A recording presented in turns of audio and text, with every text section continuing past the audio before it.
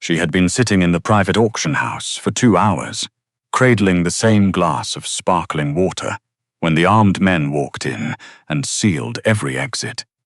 And that was the moment Ivy Caldwell understood that the man who'd hired her to catalogue the estate jewelry hadn't just forgotten to show up.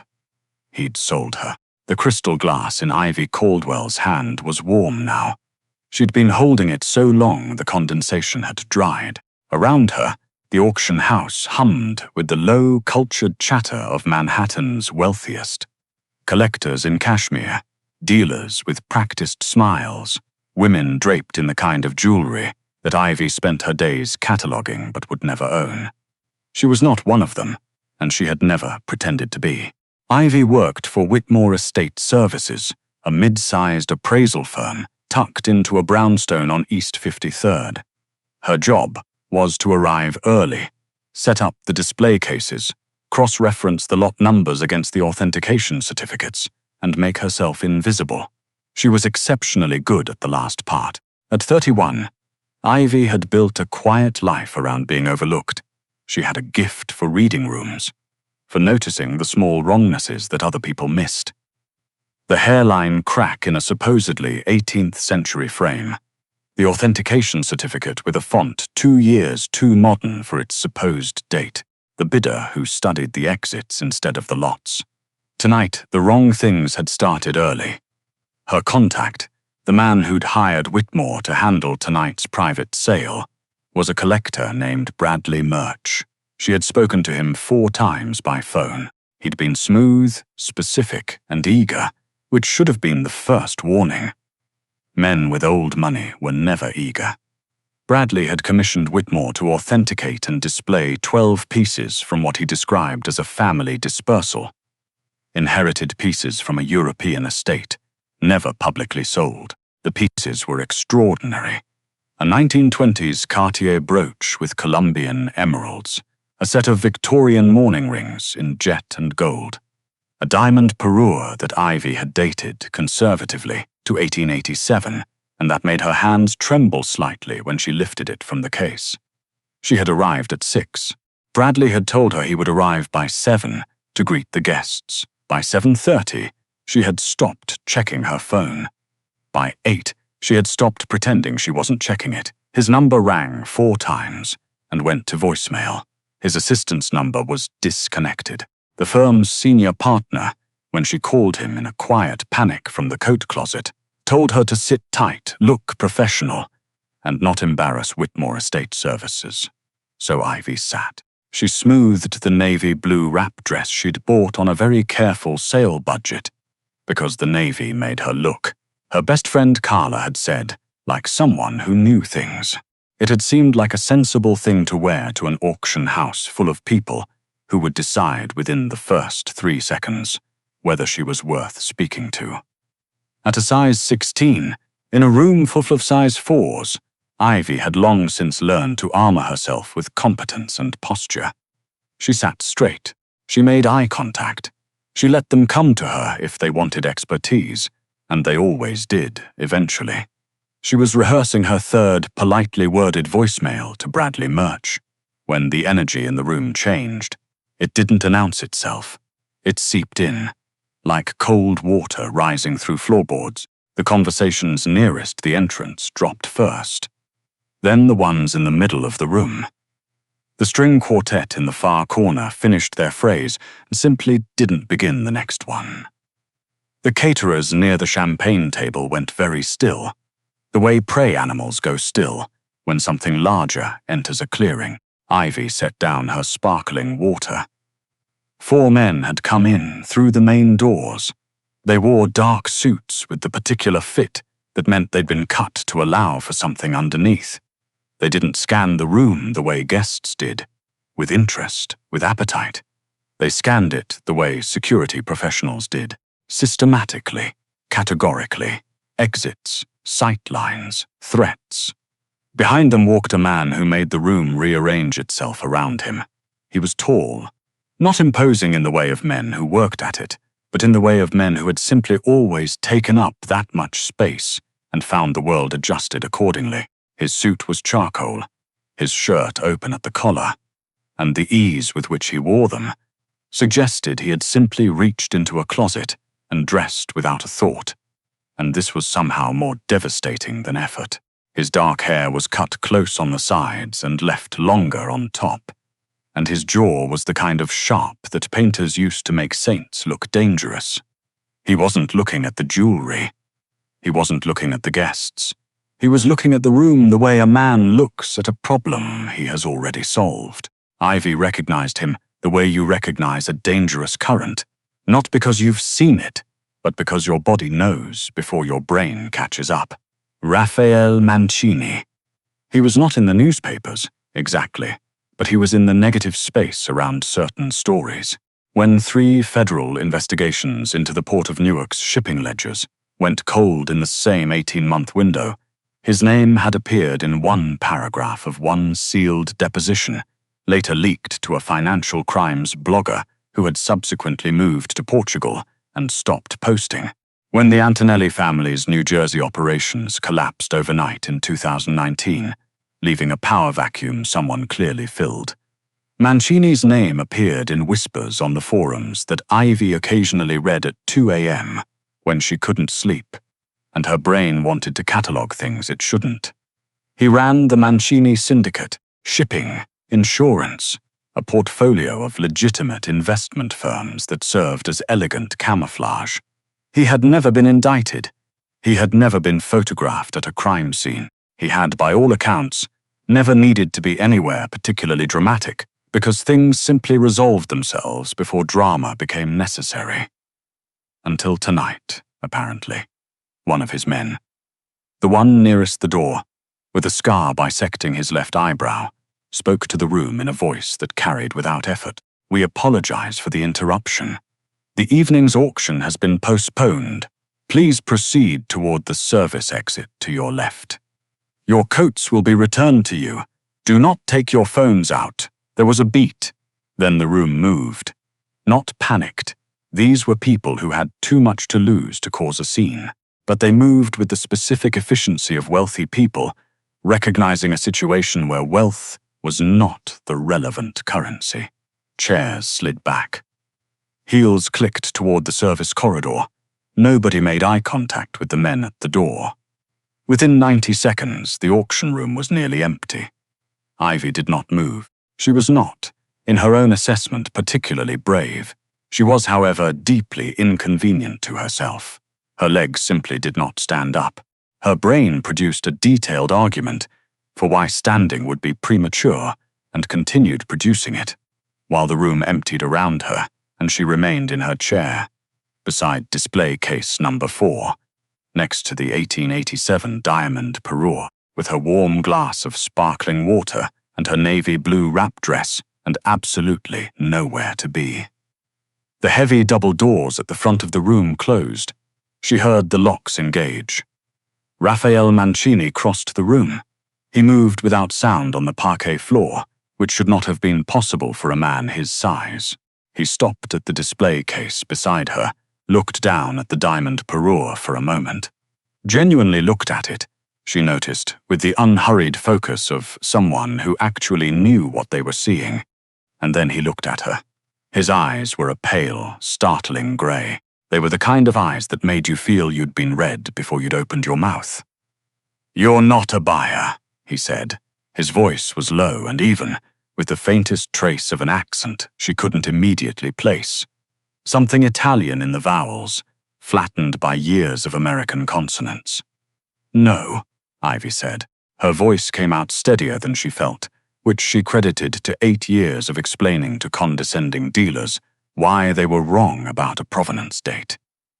"I'm the appraiser, Whitmore Estate Services." He looked at her badge, clipped to the lapel of her wrap dress, then back at her face. "Bradley Murch hired you. Bradley Murch hired my firm. Yes, he was supposed to be here 2 hours ago." She paused. "I'm going to go out on a limb and guess he's not coming." Something moved in Mancini's expression. Not quite amusement. Something more considered. "Where is he?" he asked. "I was hoping you could tell me," Ivy said, and then immediately wondered if that was the stupidest sentence she had ever formed with her mouth, given who she was saying it to. Mancini studied her for a moment. He pulled out the chair across from her. Not the delicate gilt chair that had been there, but a heavier one from the next table, and sat down. Not in the way of someone making himself comfortable. In the way of someone conducting an assessment. "Tell me what you know about the pieces," he said. Ivy blinked. "Excuse me. The jewelry." He gestured at the display cases. "You authenticated them. Tell me what you found." She stared at him. A man who made federal investigations evaporate was sitting across from her in an empty auction house, asking about Victorian mourning rings. She thought about standing up. She thought about asking for a lawyer. She thought about what Carla would say, which was probably Ivy. For once in your life, just talk. 12 pieces, she said. Presented as a European private collection, late 19th to early 20th century. All 12 authenticated on paper. She stopped. "But," Mancini said. "2 of them are wrong," Ivy said. "The Cartier brooch is genuine, but the emeralds were replaced. The original stones were Colombian, high saturation, almost certainly pre-1925. The current stones are Brazilian, lower saturation, post-war at the earliest. Someone switched them, did a beautiful job matching the cuts, but the color grading under magnification is unmistakable." She reached into her bag and pulled out her small ultraviolet torch. "And the mourning ring set. The jet is genuine. The gold is genuine. But the hair compartments have been opened and resealed. Someone accessed the interior of every single ring in that set." Mancini had gone very still. "When did you notice this?" he asked. "About 45 minutes after I arrived." She set the torch on the table between them. "I tried to call Bradley 3 times. Then I called my senior partner, who told me to sit tight and look professional." She heard the bitterness in her own voice and didn't bother smoothing it out. "So I sat tight. What do you think was in the hair compartments?" Mancini asked. "I don't know," Ivy said, "but they're roughly 2 centimeters in diameter, and the resin they used to reseal them is fresh. Within the last 30 days, I'd estimate." She paused. "What was in the hair compartments?" The pale grey eyes watched her for a long moment. "SIM cards," Mancini said. 17 of them. Each one contains a portion of an encrypted account ledger for a set of offshore holdings.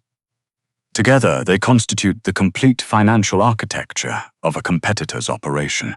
Bradley Murch was moving them across a customs boundary inside authenticated historical jewelry, because authenticated historical jewelry gets waved through with a provenance certificate and a smile. Ivy sat very quietly with that information. "So Bradley Murch," she said carefully, "used my firm's authentication to smuggle financial intelligence through customs." "Yes." "And the authentication certificates that have Whitmore Estate Services letterhead on them." "Yes. Which means that if anyone is looking for the chain of custody on those pieces, my name is on every document." "It is." The fear that had been sitting at the edges of her chest sharpened into something more specific. This was not the fear of a mob boss in a locked room, though that fear was also present and accounted for. This was the fear of her career, her license, her name, her 8 years of careful, quiet, competent work, being attached to something she had not known was happening and could not now unknow. "I need you to understand," Ivy said, and her voice, to her own surprise, did not shake, "that I did not know. I authenticated what I was shown. I noted the anomalies in my personal records.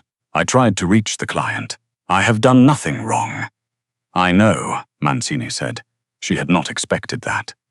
"You know," she repeated. "You're an appraiser from a mid-sized firm on East 53rd, he said. "Bradley Murch specifically requested your firm because your authentication certificates are respected and because the senior partner has a gambling problem that Murch has been quietly funding for 2 years, which made the firm cooperative about not asking too many questions. You were selected because you're good enough to make the certificates credible and because everyone assumed you would do your job and not look too closely." The rage came from somewhere. Ivy hadn't known she was keeping it. It moved through her like something pressurized and clean. Everyone assumed, she said, that the woman sent to do the actual work would do it and shut up and not notice anything inconvenient. Mancini looked at her steadily. Yes, they were wrong, Ivy said. They were, Mancini agreed, and something in his voice shifted, the faintest, most controlled note of something that was not quite warmth, but was its nearest permissible neighbor. His lieutenant, the man with the scar above his eyebrow, whose name she would learn was Caruso, appeared at Mancini's shoulder with the quiet precision of someone used to materializing when needed. Boss, we've pulled Murch's travel. He crossed into Canada this morning. Montreal. The Galletti people have a safe house there. We think he's already moved the ledger access codes to their people. Mancini's jaw tightened. He had a 40-hour head start, at least. Caruso's dark eyes moved briefly to Ivy, with the flat professionalism of someone logging a variable. What do we do with the appraiser? Ivy became very aware of the weight of every object in the room, the display cases, the locked doors, the men stationed at every exit, the glass of warm water that was the only thing she'd consumed in 4 hours because she'd been nervous before arriving, and then too anxious to eat, and now deeply regretting both decisions. She straightened in her chair. If they were going to discuss her fate, they could do it while she had correct posture. I want to make something clear, she said, addressing Caruso directly, which she could see slightly surprised him. I have detailed personal notes, time-stamped on my phone, of every anomaly I identified in those pieces tonight. I have 3 attempted calls to Bradley Murch, all logged. I have a 4th call to my senior partner. If anything happens to me, those records go to 3 separate people automatically. I set that up 6 years ago after a client tried to dispute an authentication and blame me for his own fraud. She looked back at Mancini. I'm not a loose end. I'm a witness with documentation. Those are different things. The silence that followed was the particular silence of a room recalibrating. She documented the anomalies before we arrived, Caruso said slowly. I documented them while I was sitting here for 2 hours with nothing to do, Ivy said. I'm an appraiser. I notice things and I write them down. That's the entire job. Mancini was watching her with an expression she couldn't quite categorize. She'd spent her career reading objects, the patina on bronze, the wear patterns on silver, the 1,000 small tells of something being other than what it claimed to be. She was less practiced at reading people, particularly people like this. But what she saw in his face in that moment was not cold calculation. It was something more like the specific, focused attention of someone encountering an unexpected variable and finding it genuinely interesting. Your documentation, he said, the anomalies in the pieces. Do your notes include the resin used to reseal the hair compartments? Polymethacrylate compound, based on the UV response, Ivy said, consistent with a jewelry repair application. You'd find it in any mid-tier repair studio. I have photographs of the resin. I photograph everything. She pulled out her phone and turned it to face him. The screen showed a clear macro photograph of the morning ring setting, the hairline seam of the reseal visible under ultraviolet light. The repair was done within the last 30 days, but the polymethacrylate application was too thin on the eastern edge of the 3rd ring. Whoever did it was rushed or undertrained. If you can find the studio that did this repair, you can place Murch in a specific location approximately 3 to 4 weeks ago. Caruso made a sound that was almost certainly involuntary. Mancini did not make a sound at all, but he leaned forward slightly, and for the first time that evening, the cold authority in his grey eyes was entirely replaced by something sharp and intent, and directed exclusively at her. How long has she been sitting here? He said to Caruso. It was a rhetorical question. He was still looking at her. 2 hours, Caruso said. In 2 hours she found what our forensic team missed in 6 days, Mancini said. I had good light and a UV torch, Ivy said, because someone had to say something reasonable. And I wasn't looking for financial intelligence. I was looking for provenance problems, different search image. What else did you find? Mancini asked. She looked at him. Here was the moment.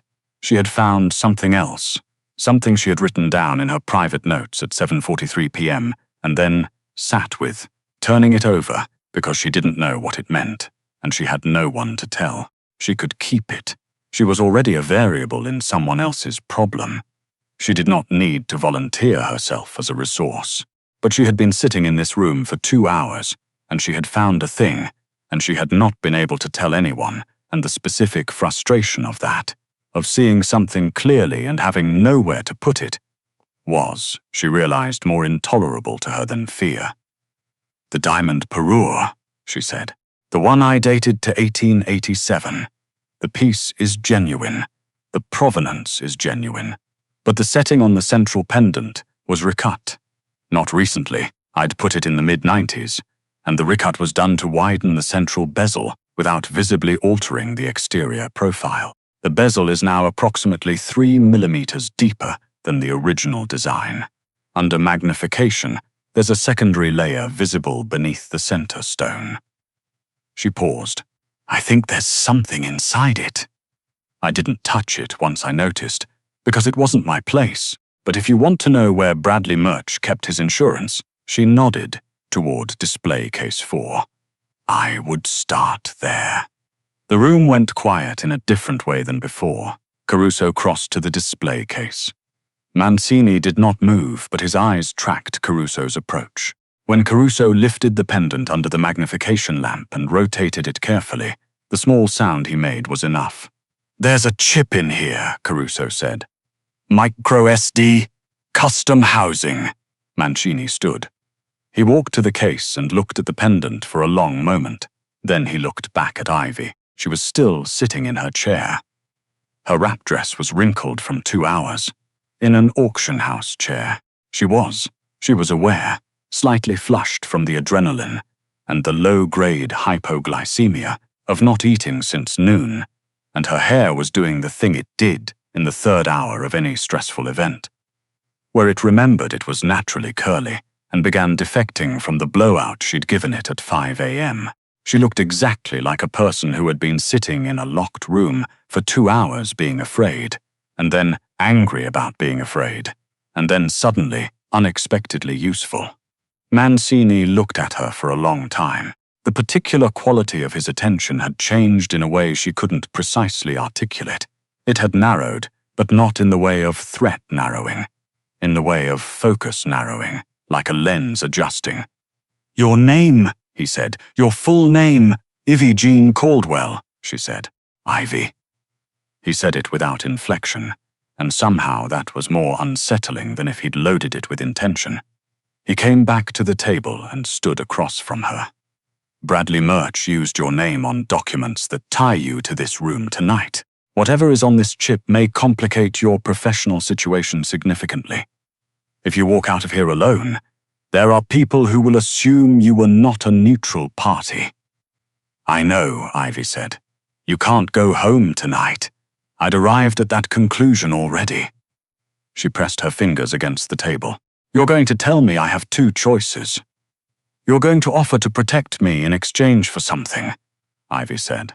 My documentation, my analysis, my continued usefulness as the one person who can explain the chain of custody on these pieces in a way that makes your possession of them look like recovery rather than theft.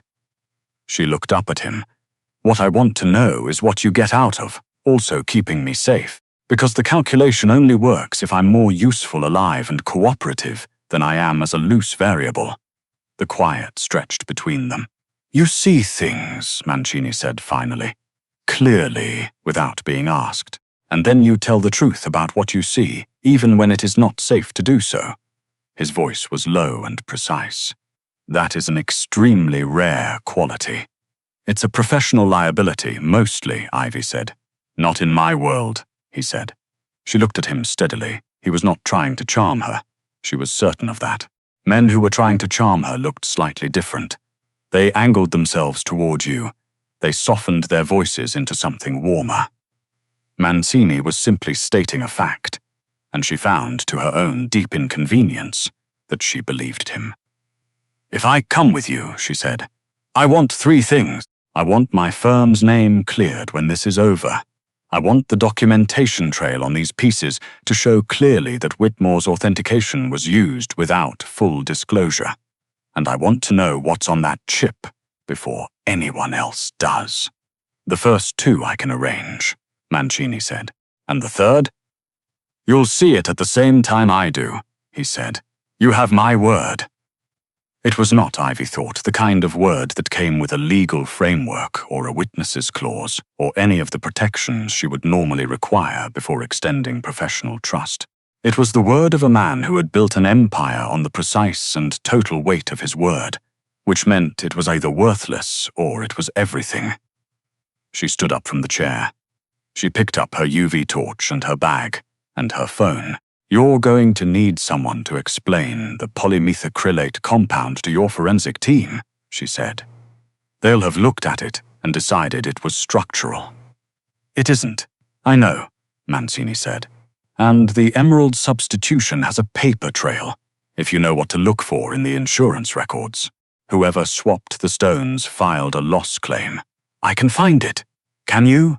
he said, and the low, even quality of his voice had acquired something else. Something warmer that he was not, she thought, entirely intending to let through. "It's what I do," Ivy said. "I find the things that don't match." Mancini held her gaze for a moment that felt slightly longer than the situation required.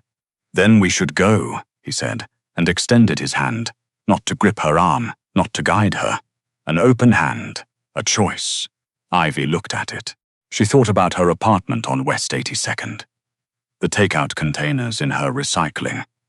The stack of authentication texts on her nightstand. The careful and invisible life she had built. Around being overlooked and never being wrong about anything that mattered.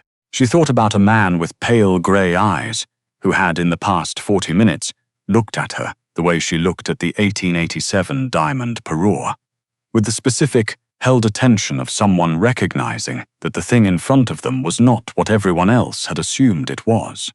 Not lesser, rarer. She took his hand. The car was a black Escalade with tinted glass and a silence inside it that was the carefully engineered silence of money spent on insulation. Ivy sat in the back with Mancini beside her, close enough that she could feel the warmth radiating from him.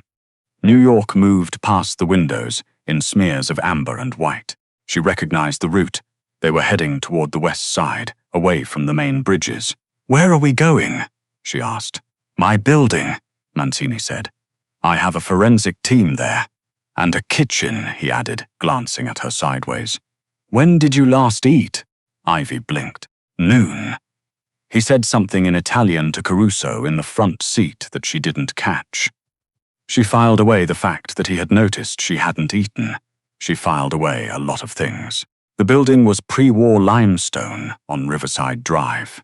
The kind of building that had a doorman who didn't look at you, and an elevator that opened directly into the apartment, and a view of the Hudson that made the lights on the Jersey side look like a consolation prize. The apartment itself was large and spare, and filled with the kind of art that was excellent and never decorative. Things chosen to be looked at rather than to match the furniture. Ivy stood in the center of it and noticed immediately that there were 3 Edo period woodblock prints hung together on the east wall. She noticed that the lacquered side table beneath them was Chinese, mid-king, and the small celadon bowl on top of it was Song Dynasty. She noticed these things the way she always noticed things, automatically, helplessly, and with a simultaneous pang of pleasure and longing that came from spending her life near beautiful objects she would never own. "You have a song bowl," she said. "Yes," Mancini said, from behind her. "It's not supposed to be under a UV light or near a south-facing window," she said. "The glaze is stable, but it'll eventually." "There are no south-facing windows in this apartment," Mancini said. There was a pause. "I had the architect close them." She turned around. He was standing a few feet away, jacket off now, watching her with that precise, careful attention. There was something unfamiliar in being watched like this. Not appraised, she was accustomed to being appraised and dismissed and accounted for, and found either useful or unremarkable. This was different. This was someone watching to see what she'd do next. "You closed the south-facing windows for a celadon bowl," she said. "I close threats when I become aware of them," he said. "It's a habit." "I'll need access to your records," she said, because if she kept talking about the work, she would not have to address the way the room had suddenly felt smaller than its square footage. "Everything Murch provided to your people. Purchase documents, correspondence, the insurance certificates. If there's a paper trail on the stone substitution, it runs through a loss adjuster and probably a mid-market auction house in the southeast. I can follow it." "Tomorrow," Mancini said. "The trail gets older every hour. Ivy." He said her name with a quietness that stopped her. "It is nearly midnight. You have not eaten since noon. The trail will be 3 hours older tomorrow morning, and it will still be there." He paused. "Let someone feed you tonight." She looked at him. "You're giving me an order," she said. "I'm making an observation," he said, "that you are the most valuable person in my building tonight, and you are running on sparkling water and stubbornness, and I would like that to change." The specific formulation of that settled somewhere in Ivy's chest that she would examine later, privately, when she was not standing in a mob boss's apartment in a navy wrap dress with her hair defecting. She ate. Caruso's cousin, who apparently lived 2 floors down and cooked for the building's operations staff, produced pasta at midnight with the cheerful efficiency of someone for whom this was not a strange request. Ivy ate at the kitchen island, while a forensic technician named Ortega carefully disassembled the pendant setting from display case 4 and extracted a chip the size of her smallest fingernail. The chip contained what Mancini's people had been searching for: the full encrypted ledger of the Galletti Syndicate's North American holdings. Names, accounts, dead drops, 6 active federal informants, and 3 judges. It was, as Caruso said quietly from across the kitchen island, the kind of document that ended things. Ivy's name was on it, twice, listed as a courier. She set down her fork. "He put me in the ledger," she said. Mancini, who had been reading the extracted file on a tablet across the island from her, looked up. His expression did not change, but his jaw set in the particular way she was beginning to recognize, the one that preceded silence of a very specific, very controlled temperature. "Yes," he said, "as a courier. He wrote me in as a knowing participant to provide himself with leverage if he needed someone to absorb the liability." Mancini set the tablet face down on the counter. "He did not know you would document your own work in real time. He assumed you were a name he could use." Ivy looked at her pasta. She was not going to cry. She was going to do what she always did when the wrongness was clear and undeniable. She was going to be precise about it. "He used the same methodology on me that forgers use on provenance documents," she said. "Put a real name into a false record to make the record appear legitimate." She picked her fork back up. "I hate this." "I know," Mancini said. "My documentation proves my timeline," she said. "Every anomaly I logged predates your arrival by 40 minutes. That establishes that I was working in good faith." "It does," Mancini said. "And I will ensure that is the version of events that stands." "You can do that." Yes, she believed him. That was the alarming part. She had spent 8 years in a profession built on skepticism, on not believing what a document told you until you'd tested it. And she believed him with a directness that bypassed her usual protocols entirely. It was not logical. It was not professional. She finished her pasta. At 2:14 a.m., her phone rang. The number was blocked. She looked at it, then looked at Mancini, who gave a single nod. "Bradley," she answered on speaker. "Ivy." His voice was tight, strained. The smoothness of the phone calls she remembered compressed down to something harder. "Thank God. Are you okay? Where are you?" "I'm home," she said, her voice level and colorless. The auction house was locked down. There was some kind of incident. Bradley, what is going on? Who are these people? I've been trying to reach you all evening. Listen to me. His voice dropped. This is important. The pieces you authenticated tonight, did anyone ask you about them? Anyone official? Police? Federal? No, Ivy said. I left when they told me to. Good. A breath of relief. Good, Ivy. I need you to do something for me. The pendant, the big diamond piece, the 1887 parure. I need you to go back to the auction house tomorrow morning when it opens. Tell them you left something, your torch, anything. Get the pendant. Get it to me, Bradley. She let a careful confusion enter her voice. Why would I do that? A pause. When he spoke again, the smoothness was gone completely, and what was underneath it was something uglier and smaller. Because I put your name in a document that certain people would find very interesting, and if you want that document to disappear quietly, you're going to do what I tell you. Ivy's hand was completely steady on the phone. Where are you? She said. That's not your concern. The pendant, Ivy. Tomorrow morning, I'll make this worth your while, and we'll never speak again. I don't think that's going to work for me, Bradley, Ivy said. The silence on the line was brief, but absolute. Excuse me. The pendant's been opened, Ivy said. The chip's been extracted, and I'm not actually at home. She let that settle. I'm with Raphael Mancini. He sends his regards. The sound Bradley Murch made before the line went dead was not something she would describe to anyone. Mancini ended the call trace with one word to Caruso. Caruso was already moving. The compound outside Montreal was identified by 3 a.m. By 4, Caruso's team had made their approach. By 5:30, as the first grey light came off the Hudson, and Ivy was sitting on Mancini's couch with a second cup of coffee, and her authenticated anomaly notes open on her laptop, Caruso came back through the elevator doors, with the expression of a man who had resolved a problem cleanly. Murch, Mancini said. Montreal PD will find him in the morning, Caruso said. Anonymous tip. Very detailed. He'll have a conversation with some federal people about the ledger that was found in his possession. He paused. He'll be having that conversation for quite some time. Ivy looked up from her laptop. My name in the ledger will be flagged as a falsified entry, Mancini said, with supporting documentation. Your timeline, your photographs, affidavit from my forensic team confirming the chip was extracted before any authentication personnel had access to it. He paused. Whitmore Estate Services will receive a letter indicating that their certificates were used without disclosure of the piece's full provenance history. That will protect your license. She looked at him across the room. The grey early light was coming through the river-facing windows, and it caught the silver at his temples that she hadn't noticed in the auction house.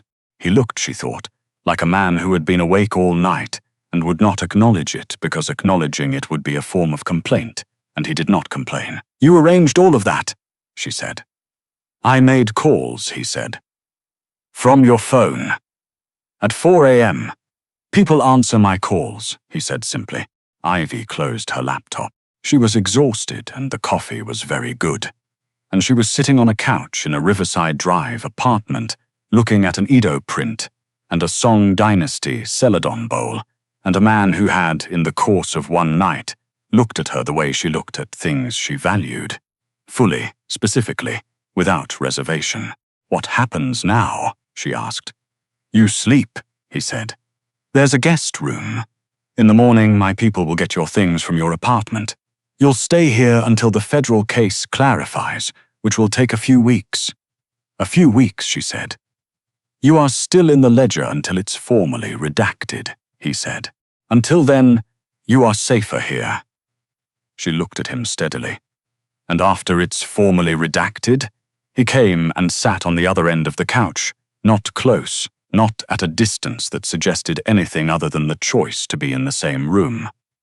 He looked at her the way he'd looked at the pendant, the way she looked at the song bowl, with the sustained, deliberate attention of someone who had decided that a thing was worth looking at and did not intend to stop. You find things, he said. Things other people miss. Things that are hidden in plain sight. A pause.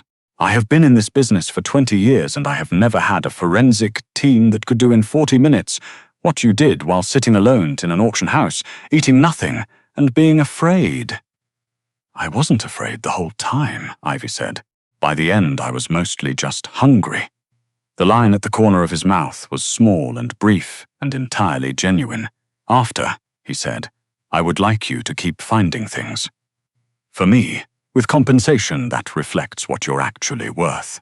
He paused. And I would like to take you to dinner, somewhere with a kitchen that is open when you need it, and a menu that does not require you to skip lunch beforehand.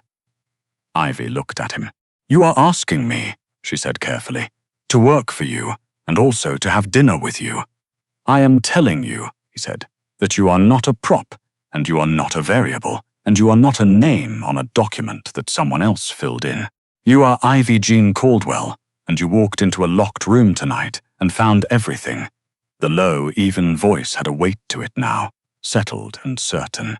I would like you to walk into every room with me from now on. She was quiet for a moment, with the grey light and the good coffee and the celadon bowl, and the specific terrifying warmth of being seen by someone who knew exactly what they were looking at. The pasta was good, she said finally. Yes, Mancini said, and you closed the south-facing windows for the bowl. Yes, he said again, with the patience of a man who would continue to answer whatever questions she needed to ask. Ivy set down her coffee cup. She thought about her invisible life. She thought about 8 years of being overlooked in rooms full of people who had decided before she opened her mouth. She thought about sitting in a gilt chair in a locked auction house, afraid and hungry and furiously, carefully seeing everything. She thought about walking into every room from now on, knowing that someone in it already understood what she was worth. Dinner, she said. Somewhere with a real menu and enough light to read it by. Mancini's expression settled into something that was not quite a smile, but inhabited the same country. Tomorrow night, he said, when you've slept. Tonight I'd like to look at the Edo prints, she said. The third one, the registration marks are slightly off. I think it might be a studio copy rather than an original, and you should know that before someone else tells you. He looked at her for a moment. Then he stood and walked to the east wall and gestured at the third print. Show me, he said. And Ivy Jean Caldwell, who had spent her whole career making herself small in rooms that didn't expect her, walked across Raphael Mancini's apartment and showed him exactly what she saw.